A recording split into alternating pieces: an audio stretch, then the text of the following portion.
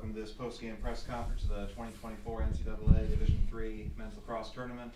Quarterfinal action in Salisbury. Washington lead defeating Salisbury 16-15 in overtime. We're joined by representatives of the Sea Gulls, head coach Jim Berkman and goalkeeper Nicholas Ransom. So, Coach, just a general summary on the game that just was. Congratulations to W&L and Coach McKay. Just a tremendous effort today on their part. They beat us on our own field. They played extremely well. They kept their composure. They withstood a couple of our runs and did what they had to do. Hats off to them. Wish them the best of luck moving forward. Congratulations to our guys. What a run! 41 games in a row, whatever it is. Undefeated regular season. Just a tremendous run with our guys. Today wasn't one of our better days, but it obviously hurts a lot. But on the same token, I'm really proud of and fortunate to be the coach of this group of young men. Nicholas, you kept them off the scoreboard in the fourth quarter and allowed this game to get forced into overtime. Can you take through your process of stealing your mind and bouncing back in that third quarter to really stand tall in the fourth? Yeah, I mean, looking at the clock and realizing, we have the guys. I mean, we could bounce back right there in like the first quarter. I mean, it was 5-1. We could have easily done that late in the fourth, and I was just trying to do everything I personally could just to get my guys the opportunity to get back in there. All right, we'll open it up for more questions.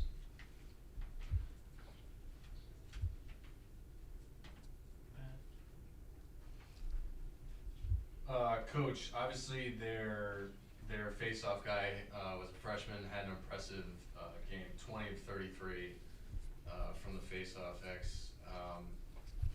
Was there more of a game plan to keep Malafi in there as much, or swap more often, or what was that going into the game against? Well, we were right where we wanted to be at halftime. Our goal going into this game is we were hoping we were going to be around 50%, and we were 50% at halftime, I believe. Exactly 50%, maybe one under 50%. And then in the second half, I don't know, he just, he was 12 for 18 in the second half and really limited our offensive, abilities, and got a couple breaks with a couple wild bounces on, and he scored 3 goals, one which was just a crazy goal in front of the crease.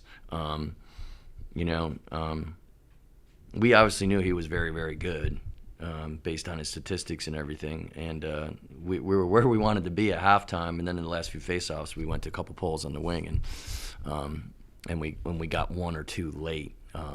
But he definitely had a day in the second half, and we didn't have an answer for him. Coach, can you also talk a little bit about John DeFazio? He was, seemed banged up in the second half especially. Kind of talk about that grit where he didn't want to come off the field. He just kept playing and made a key play. That's Johnny DeFazio. I mean, he's just a warrior. He plays in the wing. He does just a lot for us. And it was a physical game. A lot of banging inside. And he's been banged up a little bit over the course of the last 5 or 6 weeks too. But he wasn't going to be denied. There was no way you were getting Johnny DeFazio off that field. Nicholas, you're obviously one of the seniors. You obviously can come back next year. Talk about the senior group, even the grad students, like those guys, and how much they've meant to this team over the past years that you've been able to experience. Yeah, I mean, the guys have really laid like a foundation for us. I mean, just keep going and just go. Like, even the grad kids are just Jude Brown, Jack Dowd, Nestor. All those guys are just incredible role models on and off the field. It's been a pleasure to play with them. Best of luck for them in the future and everything. But I think they really set the tone for what we want in the locker room, and I hope we've really learned from them and continue that next year.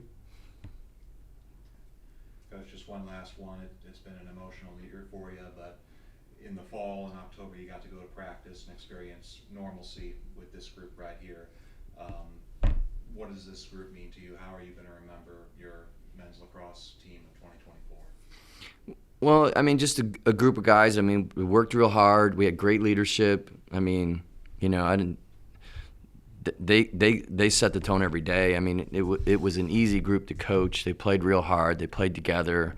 We did some really special things besides win 21 games. You know, you get kid that ends up being a second all-time leading scorer, the guy that sets the all-time assist record. You know, you got some guys that are just unbelievable at probably 3 of the best middies in the country. You know, it was a group that worked real hard. They played for each other. You can't ask for any more than that. But they definitely they etched their mark on Sea Gull Lacrosse. They won a championship and went on a 41-game win streak, which I think is the 4th all-time longest in the history of the game. They won 50-some games at home. You know, it's bound to end sometime. It's life. That's why we play the games. But I respected how they honored the game and what they did every day, and I just feel fortunate to be their coach. Gentlemen, thank you very much, and congratulations on a great season. Thank you. Thanks.